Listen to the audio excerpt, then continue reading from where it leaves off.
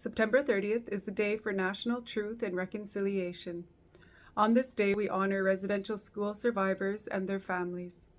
Many children did not make it home from residential schools, and there are survivors who are adults and elders today who are still living with the impacts of these residential schools.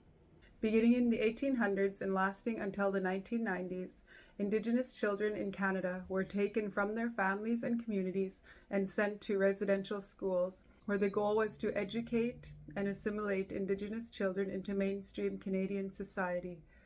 Indigenous children, including my parents, community members, family members, often experience all forms of abuse at these schools.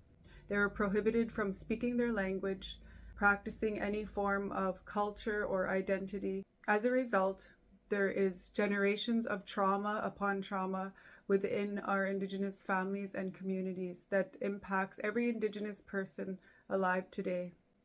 As a teenager, I attended Grolier Hall in Inuvik, Northwest Territories, and while I did not experience the levels of abuse that previous generations did, I understand some of the loneliness and institutional life and trying to succeed or even just survive in a system that was not designed for Indigenous people to survive or succeed. It affects our families, our communities, and our country. While we take responsibility for our own healing, we need your support to continue on this healing journey as a nation. Here are some ways that you can support Indigenous communities and learn more about national truth and reconciliation. Listen to survivors' stories. Search up resources online. There are many great websites that offer free resources for various age groups. Purchase Indigenous literature, music, support Indigenous artists. Speak up for us when we're not in the room. This is allyship.